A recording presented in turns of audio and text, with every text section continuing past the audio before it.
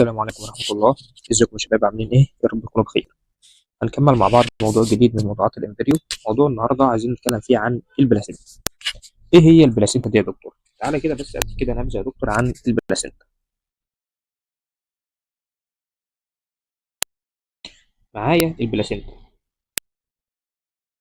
البلاسينتا زي ما احنا عارفين دي معناها المشيمة. عايزين نقول فيها شوية حاجات كده الأول.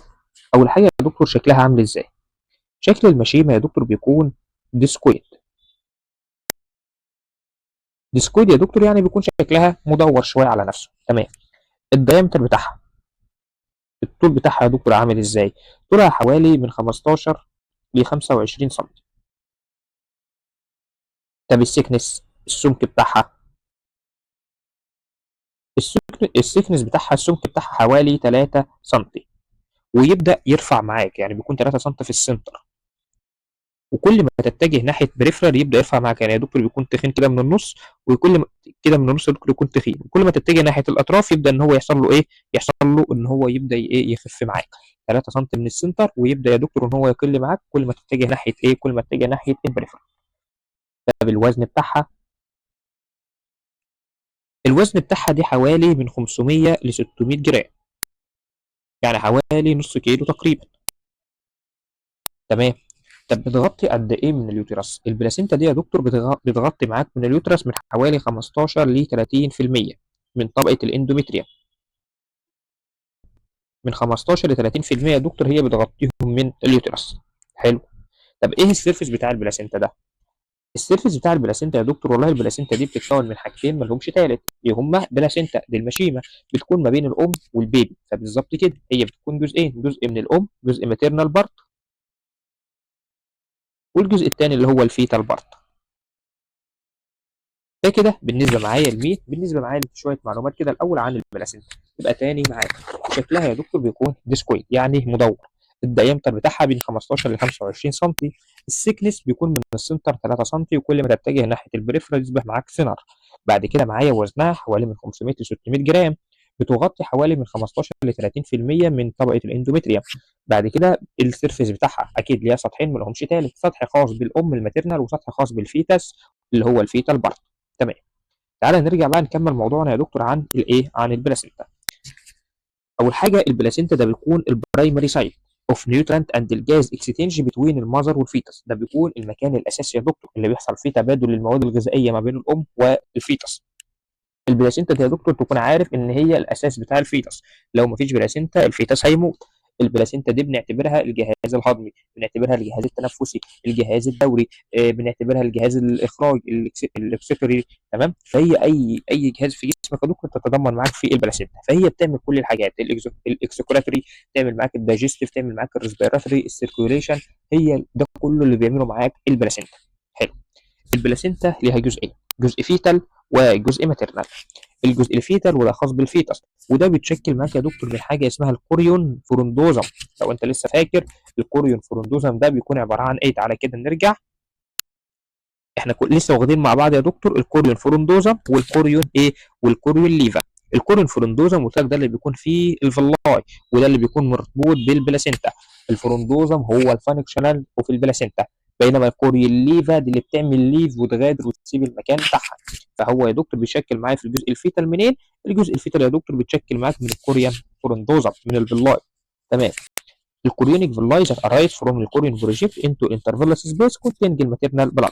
بيقول لك بيكون ايه؟ بيبدا يا دكتور ان الكوريون ده يبدا ان هو يعمل معاك intervillous سبيس.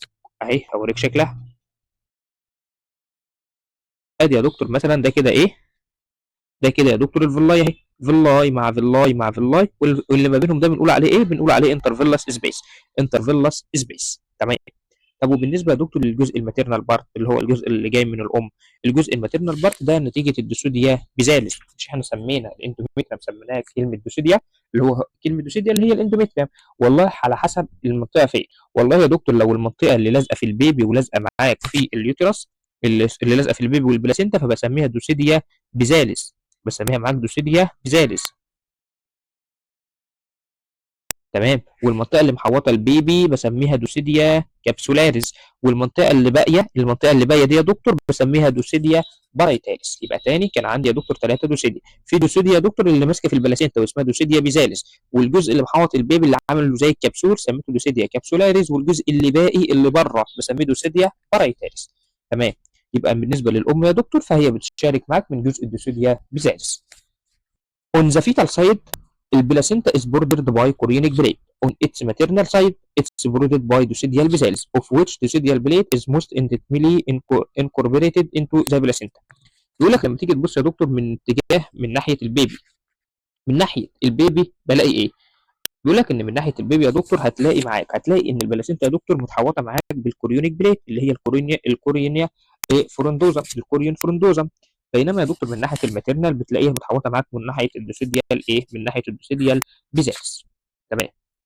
ادي يا دكتور تعالى كده نبص على الصوره دي. الصوره دي مكونات البلاسينتا البارير. يا دكتور تعالى كده نبص على الصوره دي ونشوف ايه هي مكونات البلاسينتا البارير دي. دي مين؟ ده طبقه يا دكتور المايوميتريم اللي هي الخلايا العضليه بتاعه اليوترس. تمام. وبعدها يا دكتور بخش معاك على طبقه الاندوميتريم اللي بيكون فيها اليوتراين جلاند، وطبعا بيكون فيها اكيد بلاد فيزلز. تمام. الطبقه اللي بره يا دكتور اللي بتعمل انفيزيف للاندوميتريم سميتها السنسيتيو تروفوبلاست، والطبقه اللي تحتها على طول اللي جواها اسمها السايتو تروفوبلاست. تمام.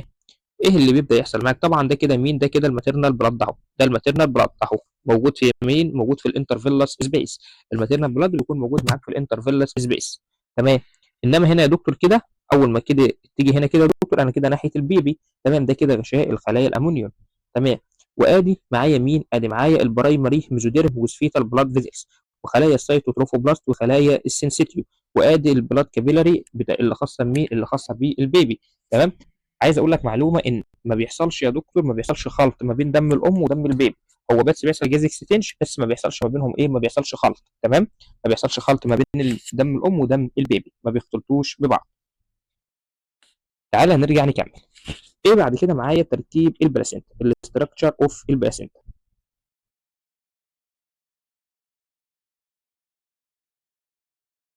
تقريبا الصفحه دي كده متكرره معانا. ماشي.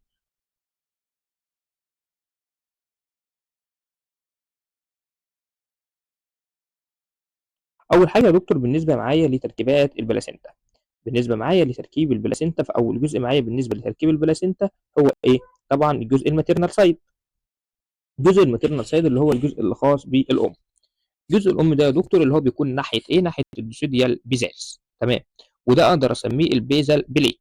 اقدر اسميه البيزال بليت. تمام. تعال نشوف يا دكتور بيتكون معايا من ايه من بره لجوه. من بره لجوه. تمام. اول خليه معايا يا دكتور لما نيجي نبص كده يا دكتور هتلاقي معاك ان حاجه اسمها الدوسيديال بيزالس اللي هي طبقه الاندوميتريوم. او اللي احنا سميناها دوسيديال بيزالس. دوسيديال بيزالس. حلو.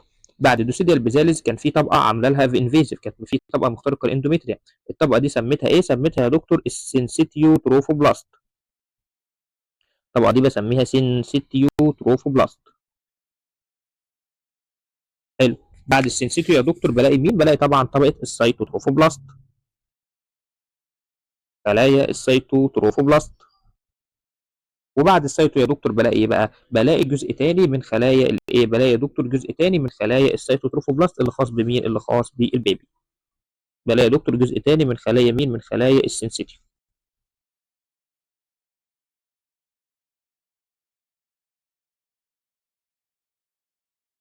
هتسألني سؤال، هتقول لي جت منين خلايا السنسيتيف؟ هقول لك تعالى اوريك. بص كده معايا هنا لما نيجي نبص على الصوره دي، انا معايا يا دكتور اول حاجه من بره لجوه، اول حاجه معايا من بره خلايا الدوسيديال بيزالس او جزء الدوسيديال بيزالس. بعدها على طول بلاقي مين؟ بعدها يا دكتور بلاقي اللي هي الخلايا اللي اسمها السنسيتيو تروفوبلاست. السنسيتيو تروفوبلاست بعد كده تخش تلاقي من خلايا السيتو تروفوبلاست. تمام. وبعد السيتو تروفوبلاست يا دكتور بلاقي معاك مين؟ بلاقي بعد كده السنسيتيو تاني تروفوبلاست. تمام. يبقى تاني بلاقي السنسيتيو. مش انت شايف كده يا دكتور ان طبقه خلايا السيتوتروفوبلاست دخلت عملت انفيزيف هنا؟ بص السيتوتروفوبلاست دخلت عملت انفيزيف. السيتو اللي هي الخضراء دي دخلت عملت انفيزيف، دخلت اهي وده عماله تعمل انفيزيف. دخلت عماله تعمل انفيزا وتطلع معاك لفوق، صح؟ ما هو بقى لما انا اجي ابص على التركيب هلاقي التركيب بتاعي عباره عن ايه؟ التركيب بتاعي هلاقيه عباره يا دكتور عن خلايا اللي هي الدوسيديال بيزاليس، ثم السنسيتيو، ثم الطبقه اللي هي عملت انفيزيف اللي هي طبقه السيتوتروفوبلاست مش عملت بروفليشن ودخلت، بعدها على طول هصب تاني في مين؟ في السنسيتيو تروفوبلاست. تمام، ده كده بالنسبه معايا لتركيب الجزء الماتيرنال بره. طب بالنسبه بقى معايا لجزء الفيتر سايد، الجزء اللي خاص بالفيتس. الجزء اللي خاص بالفيتس بيتكون معايا من ايه؟ اول حاجه يا دكتور بيتكون معايا من الامونيوم، التجويف اللي هو الامونيوم.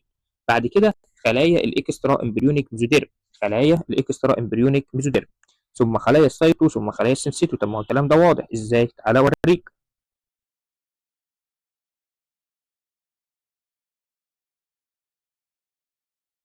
تعالى اوريك هنا في الصوره دي احسن.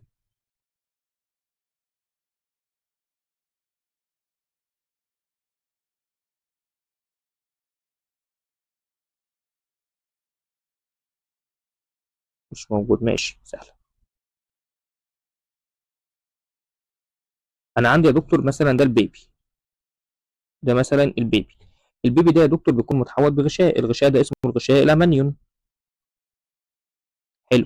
بعد الامانيون يا دكتور بلاقي مين؟ بلاقي بقى خلايا اللي كان اسمها السوماتيك ميزوديرم، بلاقي خلايا اسمها سوماتيك ميزوديرم. وبعد السوماتيك ميزوديرم خلايا السيتو، ثم خلايا السنسيتيو. يبقى تاني بلاقي يا دكتور الامانيون، ثم خلايا الاكسترا امبريونيك ميزوديرم والسيتو والسنسيتيو.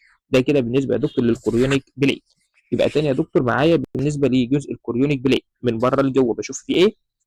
بشوف فيه اول حاجه طبقه الامونيوم، وبعد كده بشوف مين؟ بشوف الاكسترا امبريونيك ميزوديرم، ثم السيتوتروفوبلاست، ثم السنسيتيو تروفوبلاست. تمام.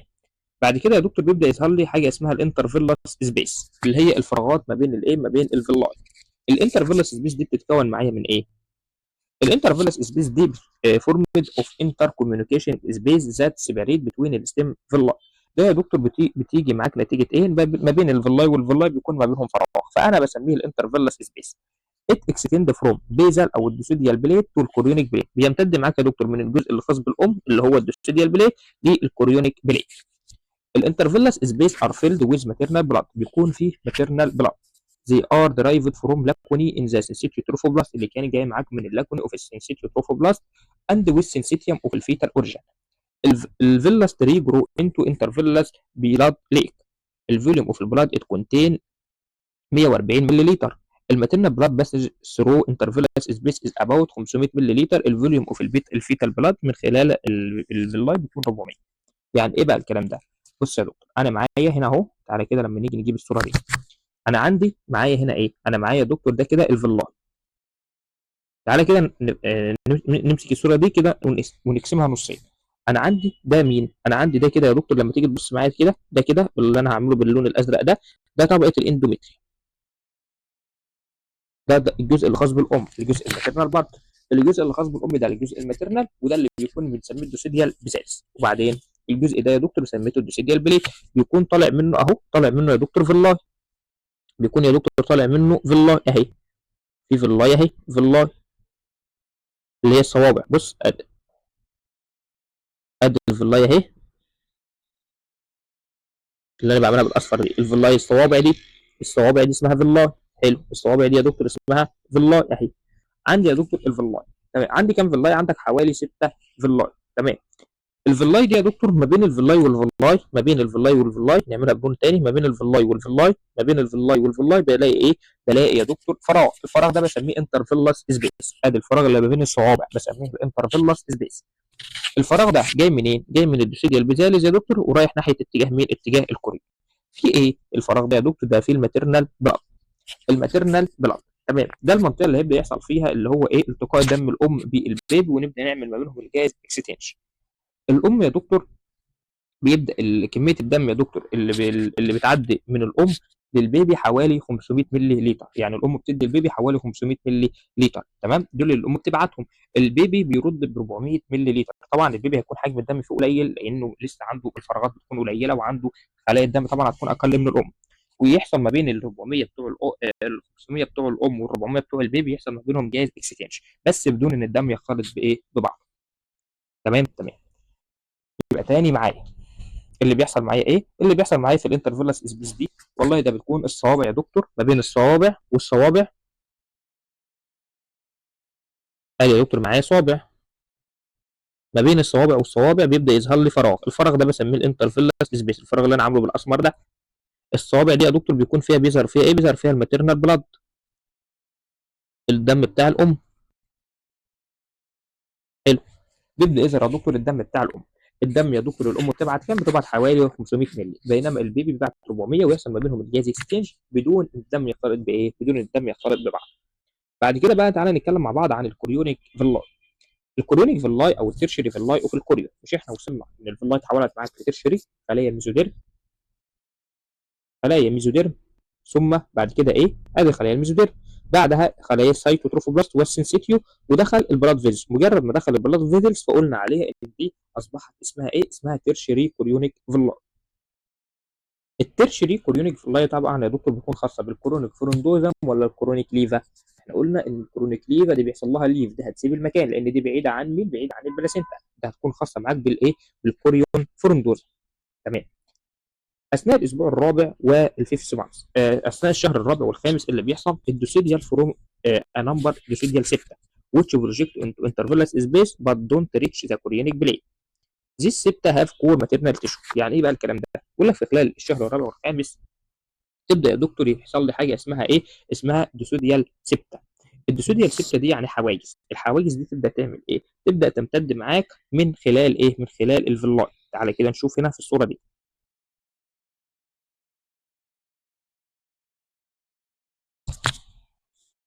انا عندي مثلا فيلاي اهي، وادي فيلاي، او تعالى اوري لك بحاجه ثانيه. عندي مثلا دي فيلاي اهي يا دكتور، ودي فيلاي.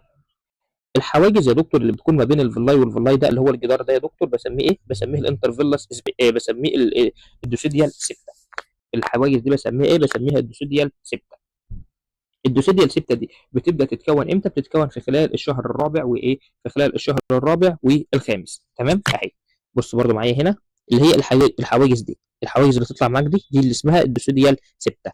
اسمها ايه؟ اسمها الدوسيديال 6. الحواجز دي يا دكتور بسميها الدوسيديال 6، ودي بتبدا تظهر معايا في الاسبوع الرابع وفي الاسبوع الخامس. تمام.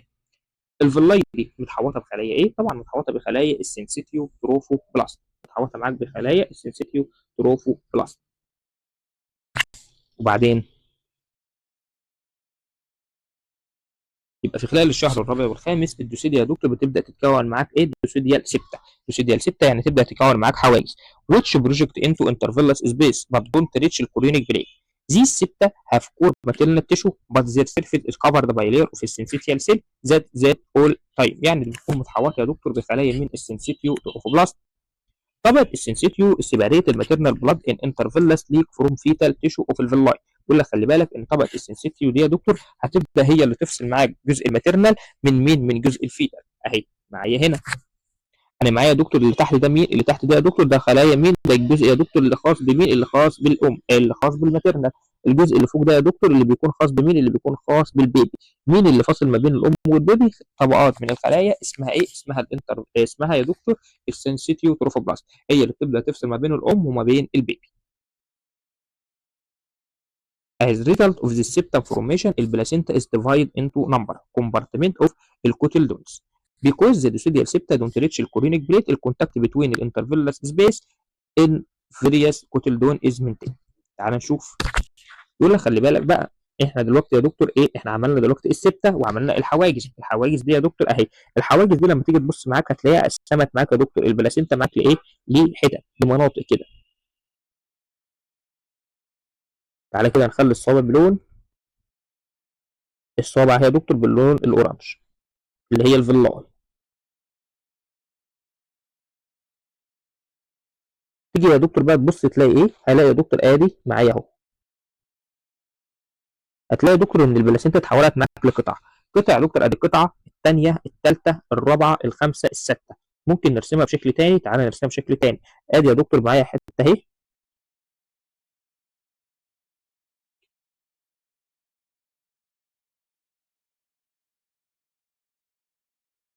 القطعه دي يا دكتور كده، القطعه دي يا دكتور هي دي اللي اسمها ايه؟ اسمها الكوتيل دول. الكوتلدون دي يا دكتور اللي هو تلاقي البلاسينتا اتحولت معاك لقطعه، القطعه دي سميتها معاك الكوتل دون. تمام. القطعه دي اتكونت نتيجه ايه؟ القطعه دي يا دكتور ما بتكون ما بتوين الفيلاي، تمام، ما بين الفراغ اللي ما بين الفيلاي، ونتيجه ان احنا عملنا الحواجز اللي هي السته. يبقى ان احنا عملنا الحواجز يا دكتور وهي اصلا الانترفيلس سبيس. مجرد بس ان انت عملت الحواجز بتاعتك اللي هي السته، فخلاص كده انت عملت ايه؟ خلاص كده انت حوضتها، قسمتها كده القطع اسمها الايه؟ اسمها الكوتل دون. ده كده بالنسبه معايا لجزء الايه؟ لجزئيه يا دكتور الكوريونيك فيلا. بعد كده عندي حاجه تانية بعنوان الفول تيرم بلاسينتا. ايه هي الفول تيرم بلاسينتا دي؟ الفول تيرم بلاسينتا دي او المشيمه كامله النمو. طبعا طالما فول تيرم يا دكتور يبقى الكلام ده اكيد هيكون في خلال ايه؟ اكيد هيكون في خلال بقى في نص الحمل، لان زي ما احنا عارفين ان البلاسينتا بتبدا تظهر معايا امتى؟ البلاسينتا بتبدا تظهر معاك في خلال الاسبوع، في خلال سوري من بعد الشهر الرابع. تبدا تظهر معاك من بعد الشهر الرابع.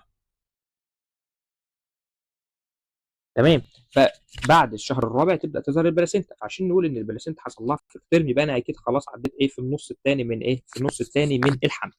ايه هو بقى الفول ترم بلاسينتا ده؟ الفول ترم البلاسينتا از ديسكويد ان تشيب. بيقول لك خلي بالك هتلاقي البلاسينتا بقى شكلها بيكون ديسكويد.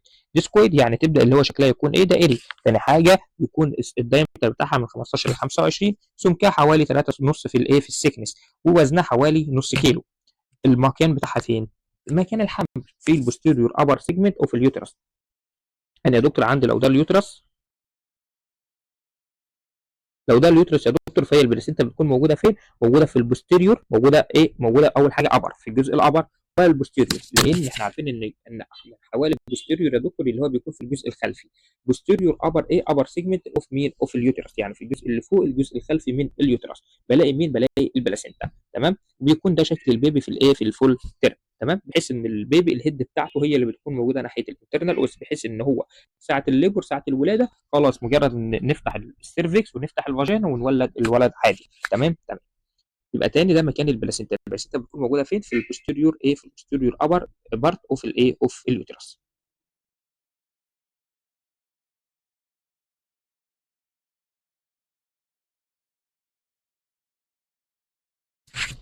طب بتغطي كام من اليوترس؟ البلاسينتا دي زي ما احنا قلنا بتغطي من حوالي من 15 ل 30% من اليوترس. بتغطي حوالي من 15 ل 30% من اليوترس. تمام. طب وزنها كام؟ وزنها حوالي سدس وزن الفيتس. يعني شوف وزن الفيتس كام، هي حوالي بتكون سدس وزن الفيتس، 1 6 as much as الفيتس، حوالي سدس وزن الفيتس. تمام. تعالى بقى نبدا نتكلم مع بعض عن ايه في وقت الميلاد اللي بيحصل معايا. وقت الميلاد الست خلاص هتولد، فبالتالي احنا عايزين نشيل البلاسينتا.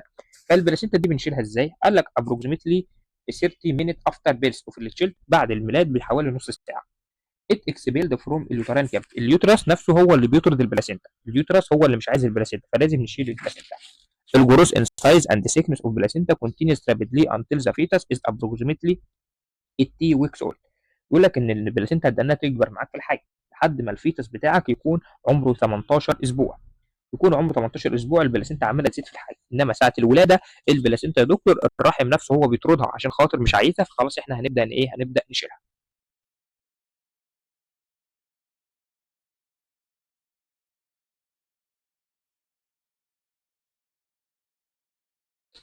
طب ايه السيرفيس اوف البلاسينتا؟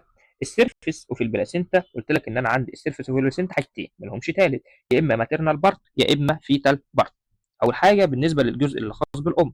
الجزء اللي خاص بالام ده يا دكتور عباره عن ايه؟ عباره عن حوالي من حوالي من 15 ل 20 سلايتلي بالجنج اريا، يعني حوالي يا دكتور من 15 ل 20 منطقه.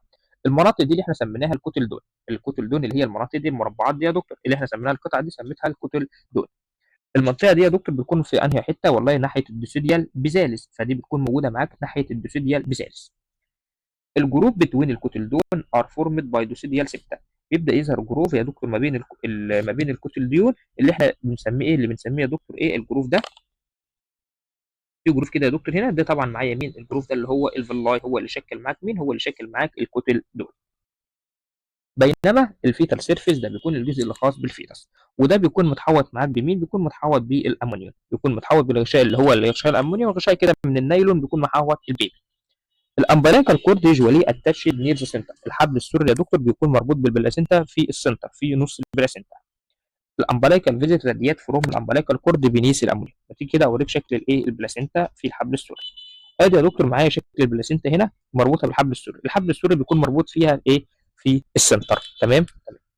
ده كده بالنسبه معايا للجزء اللي خاص بمين، الجزء اللي خاص بالفيتال بارت اوف مين اوف البلاسينتا. تعالى بقى نتكلم عن البلاسينتال ممبرين او البلاسينتال بارير. انا قايل لك من شويه ان دم البيبي ودم الام لما بيختلطوش مع بعض، فعايزين نعرف ايه السبب ان هم ما بيختلطوش مع بعض. في حواجز منع ان الدم ده يختلط. الحواجز دي حاجه اسمها ايه؟ حاجه اسمها البلاسينتال بارير. البلاسينتال membrane is a composite structure that consists of extrafetal tissue separating the maternal and fetal blood. البلاسينتال بارير allows the exchange of الجازز والنيوترانت والفيتال ويست برودكت between maternal blood والفيتال blood. الأغشية يا دكتور اللي بتكون محوطة المشيمة دي بتكون تراكيب بتفصل دم الأم عن دم إيه؟ عن دم الجنين، بس مقابل ذلك بتسمح عادي إن إحنا نعمل التبادل الجاز اكسشينج وتبادل النيوترال، ولكن بدون إن الدم إيه؟ إن الدم يختلط ببعض. until approximately the 4 months البلاسينتا membrane consist of 4 layers. والله لحد الشهر الرابع بلاقي ان البلاسينتا متكونه معايا من 4 طبقات. لما نيجي كده نشوف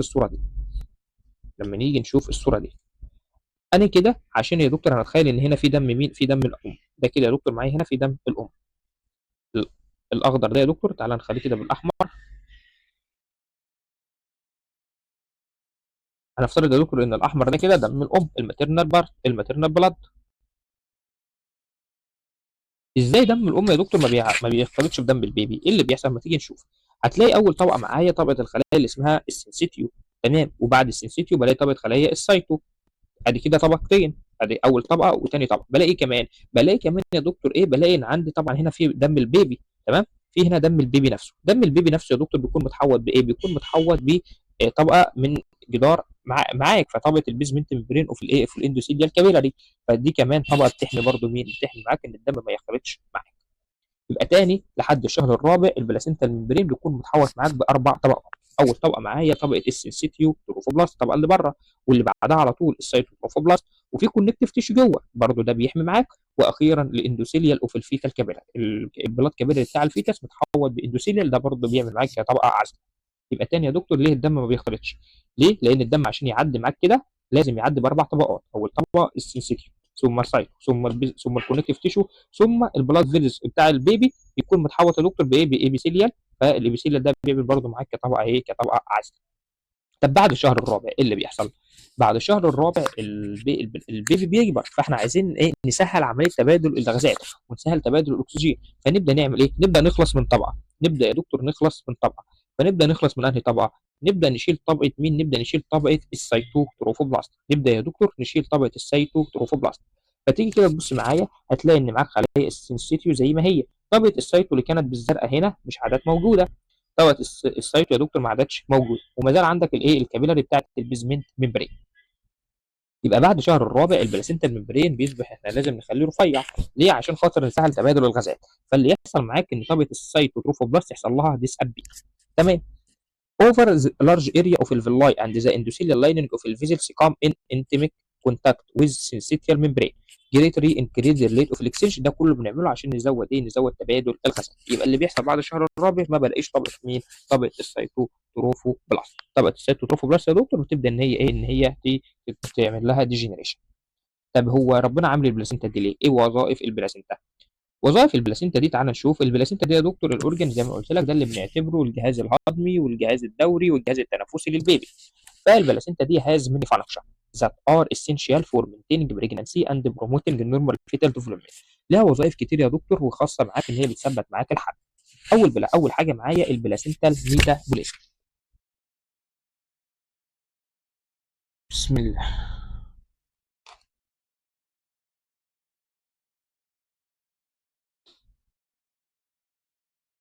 اول حاجه معايا يا دكتور معايا هي البلاسينتا الميتابوليزم.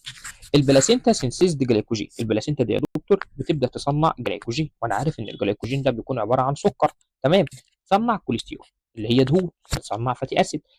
بتعمل ايه تاني؟ بتكون مصدر للمواد الغذائيه والطاقه للانسان، فدي بتكون يا دكتور بنعتبرها ان هي الجهاز الهضمي، لان بتعمل ايه؟ بتعمل لك عمليات الميتابوليزم، بتصنع جلايكوجين، بتصنع كوليسترول، بتصنع فاتي اسيد، بتصنع حتى بتعمل معاك كمصدر للطاقه. ده كله بيكون مهم معاك للفيتس. تاني حاجه يا دكتور بتنقل الجاز والنيوتران، بتكون عمليه بتعمل التبادل الغازات زي مين؟ زي الجهاز التنفسي. فاللارج سيرفيس اريا اوف البلاسينتا ممبرين فاسيليت ذا ترانسبورت اوف سبستانس ان بوث دايركشن بتوين البلاسينتا اند الماتيرنال بلاد.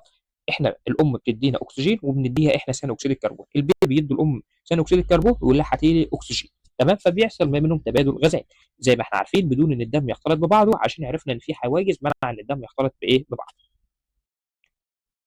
Almost all material is transported across placental membrane by one of following four main transport mechanism. والله يا دكتور تقدر ان هي تعمل تبادل الغازات بالطرق اللي احنا خدناها في الفسيولوجي. الطرق دي زي السيمبل ديفيوجن، سيمبل ديفيوجن اللي هو الانتشار البسيط، والمراجعه كده سريع عليه ده نو اي تي بي نو كارير، لا بيحتاج كارير ولا بيحتاج اي تي بي، ده هو الماده تعدي على طول. زي مثال عندك الغازات زي الاو 2 زي السي او 2. تاني حاجه ممكن يستخدم معاك الفاسيليتد ديفيوجن. فاسيليتد ديفيوجن لا ده كان بس فاسيليتد يعني اسمه مساعد، يعني كان بيحتاج كارير. بيحتاج كارير يا دكتور، ده زي مين؟ ده زي طبعا الجلوكوز.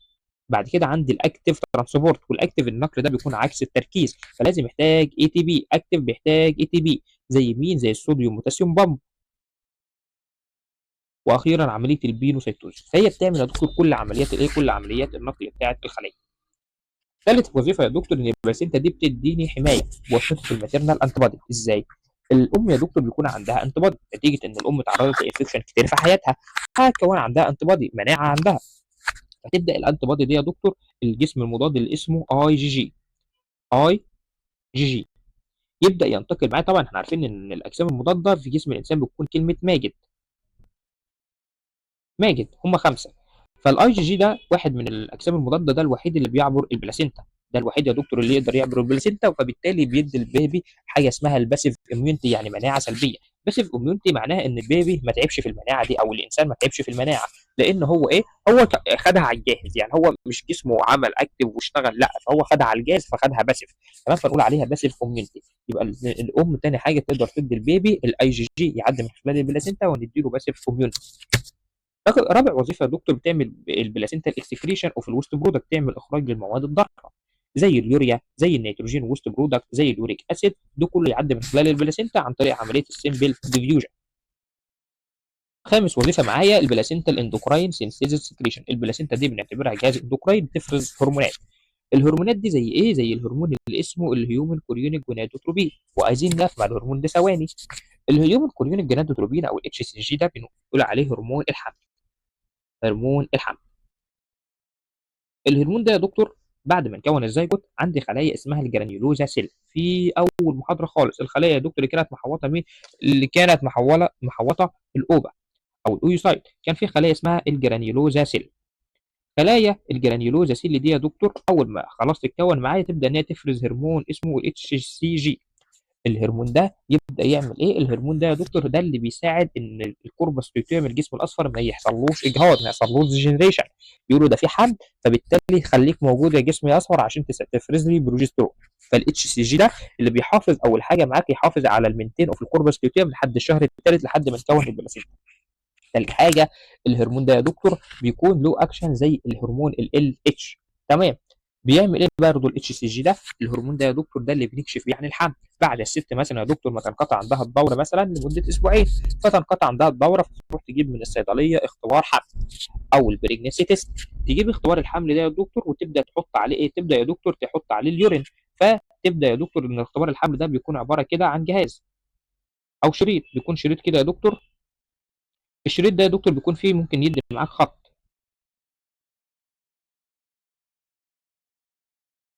الشريط ده يا دكتور لو اداها خط مثلا بيكون فيها خطين كده، لو مثلا اداها خط يا دكتور الخط الاول يا دكتور معناها ان هي عملت الاختبار صح، لو اداها الخط الثاني معناها كده ان الاختبار ان هي الست بوزيتيف. او الاختبار يقول لك ان اول خط يظهر معاك معناه ان انت عملت الاختبار صح، ثاني خط معاك يقول لك ان الاختبار بوزيتيف. ففكره الاختبار قايمه على ايه؟ قايمه ان احنا نكشف على الاتش سي جي، فبيكون ان هو فيه اتش سي جي.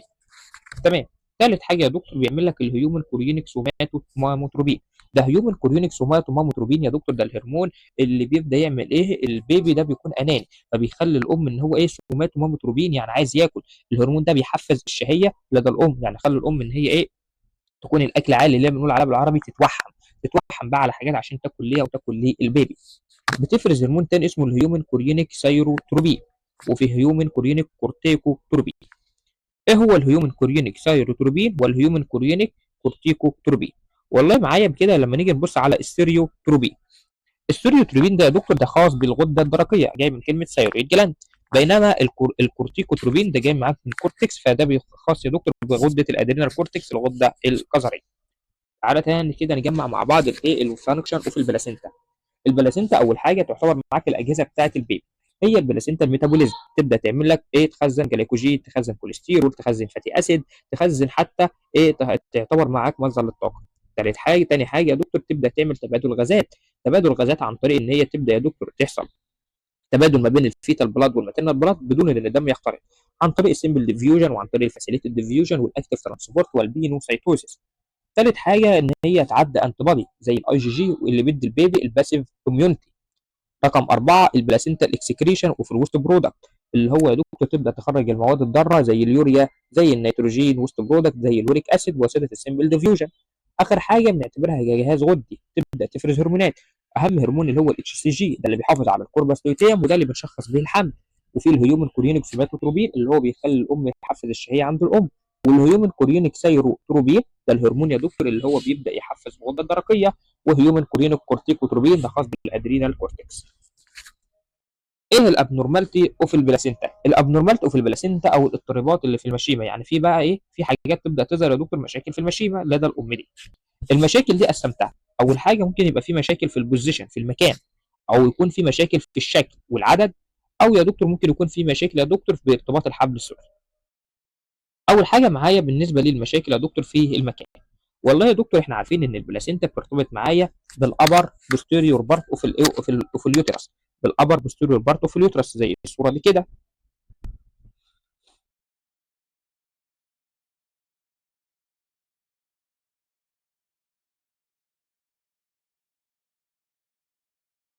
ادي يا دكتور معايا مثلا الصوره دي كده، هتلاقي ان البلاسينتا مربوطه مع البيبي، مربوطه بالابر بوستيريور بارت اوف اليوترس.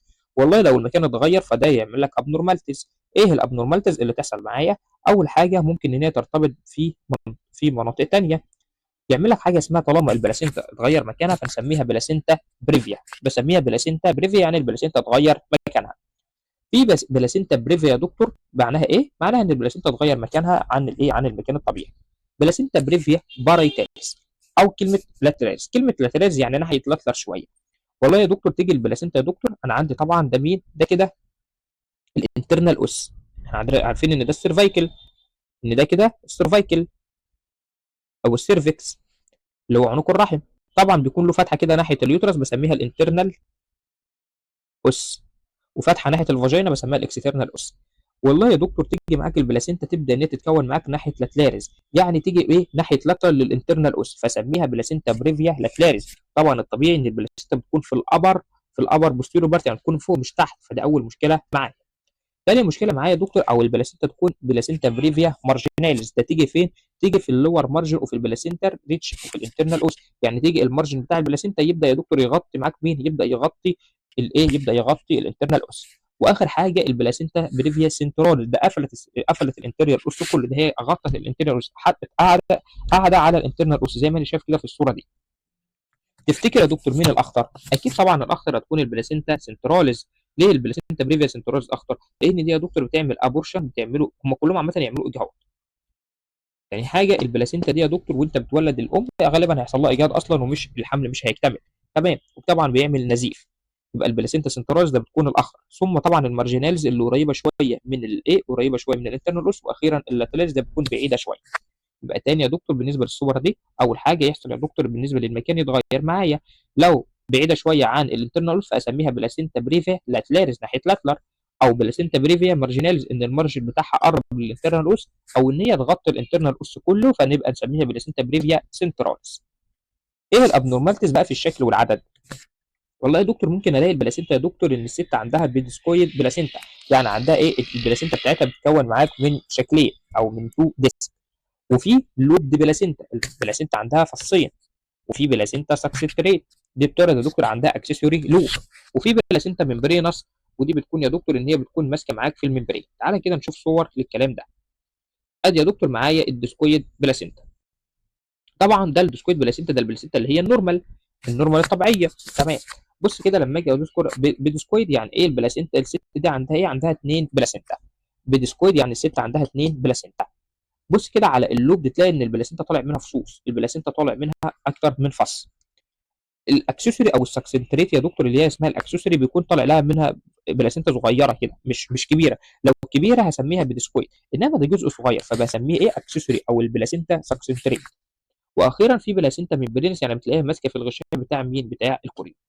يبقى تاني بالنسبه يا دكتور معايا للابنورمالتي في الشكل والعدد، اول حاجه الست يكون عندها 2 ديسك من البلاسينتا اسمها ايه؟ اسمه ديسكويد بلاسينتا، او عندها اكتر من فص ادي اللوب دي بلاسينتا، او عندها فص صغير بسميه البلاسينتا ساكسنتريت او الايه؟ او الاكسسوري لوب.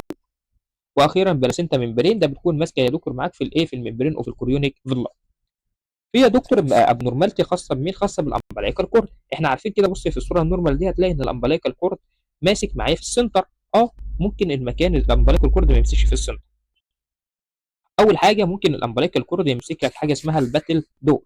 الباتل دور يا دكتور يعني بيكون ماسك معاك فين؟ بيكون متوصل معاك بالمارجن وفي البلاسينتا، يعني على الطرف يجي على حافه كده يا دكتور ويبدا يمسك معاك زي الصوره دي كده، زي الصوره رقم سي. يبدا يا دكتور يمسك معاك في الحافه على على المارج كده، على الاطراف. اسميها باتل دور، يعني تقريبا شبه الملعب كده، زي مثلا مضرب التنس كده، فايه بيكون مسميه الباتل دور، بيكون ماسك معاك في الحافه. تمام، ده كده بالنسبه للباتل دور. او يكون عندك المشكله اسمها فيلامنتس بلاسينتا. الفيلامنتس بلاسينتا يا دكتور زي الشكل ده كده، تلاقي ان الامبليكال كورد يا دكتور بيكون عامل ايه؟ بيكون ماسك معاك بالنسبه، بيكون يا دكتور مربوط بالفيتال ممبرين عند الايه؟ عند البريفرال مارجن اوف البلاسينتا. تعالى اوريك صوره ليهم احسن من كده.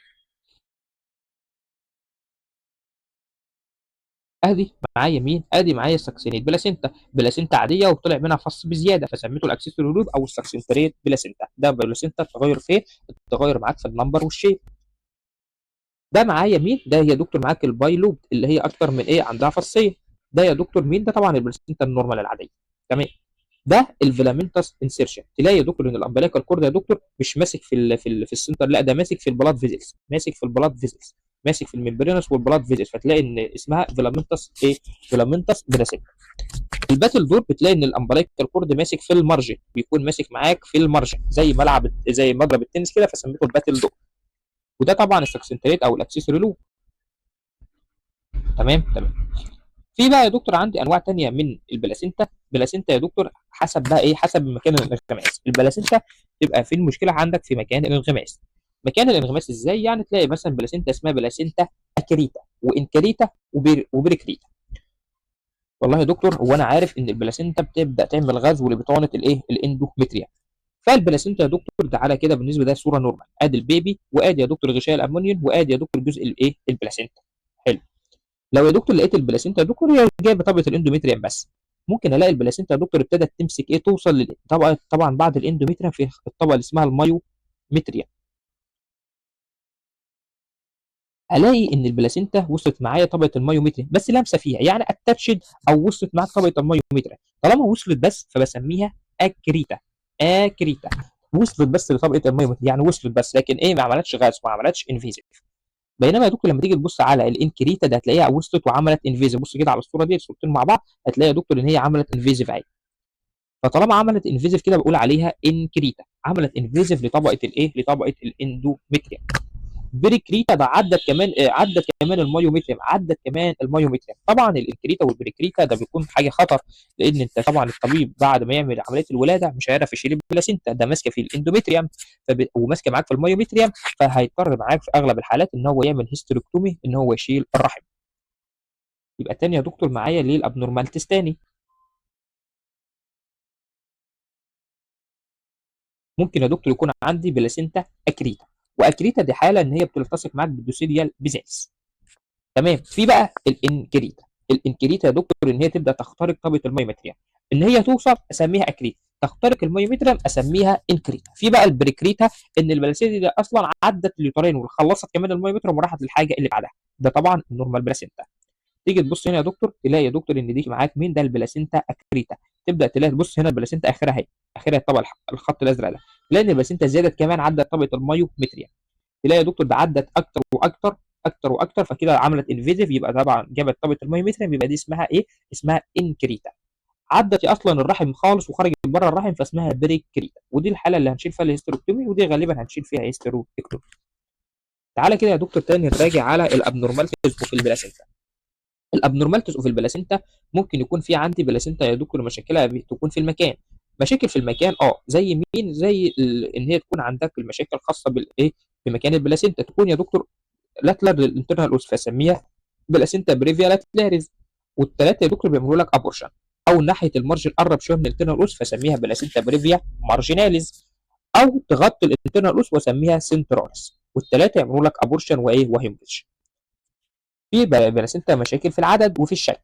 الاقي يا دكتور ان ست عندها ايه؟ عندها ايه؟ 2 بلاسينتا فسميها بسكويت بلاسينتا، او عندها عده لوب، ادي لوب وفي البلاسينتا، او عندها فص زياده اسميته الساكسنتريت، او عندها البلاسينتا الممبرين، بلاسينتا اللي بتكون متحوطه يا دكتور بغشاء. او يا دكتور في مشاكل في ارتباط الامبليكال كورد. والله ممكن الاقي، انا عارف ان الامبليكال كورد في الشكل النورمال بيكون ماسك في السنتر، والله لو لقيته يا دكتور ماسك معاك على الطرف في المارجن فاسميها الباتل دور، يعني شبه ايه؟ مضرب تنس كده، او مضرب حاجه لعبه رياضيه شبه التنس. وفيه الفيلامنتس بلاسينتا، ان هي تلاقي يا دكتور ان ان الامبليكال كورد يا دكتور مش ماسك في البلاسينتا، ده ماسك في البلاد فيزلز، وبعد كده يروح يمسك في مين؟ في البلاسينتا، زي الصوره دي كده. بسم الله اهو، زي الصوره دي كده تلاقي ان الامبليكال كورد راح يمسك في مين؟ في البلاد فيزلز. تمام، وده طبعا شكل الايه؟ المارجينالز، وده طبعا اللوب. ده طبعا الشكل اللي هو الايه؟ النورمال بتاعك. او الاقي يا دكتور ان مشاكل البلاسينتا تكون فين غير الامبليكال كورد؟ الاقي المشاكل حسب الالتصاق في بطانه الرحم. يا دكتور لو لقيتها بس وصلت للمايومتريم، وصلت ما عملتش انفيزيف، اسميها اكريتا. لو اخترقت المايومتريم وعملت البنتريشن للمايومتريم اسميها ان يعني جوه، دخلت جوه، ان كريتا. ان كريتا يعني دخلت جوه. ولو عدت اصلا خرجت كمان بره المايومتريم يعني اخترقتها وعدتها، اسميها بيركريتا، اسميها بلاسينتا بيركريتا. ودول في الحالات دي بنعمل هيسترو. كده خلصنا يا دكتور موضوع البلاسينتا، اتبقى لنا موضوع الامل. سبحانك اللهم وبحمدك استغفرك واتوب اليك، ولا اله الا انت، اللهم لا تؤاخذنا ان نسينا او اخطانا. شكرا.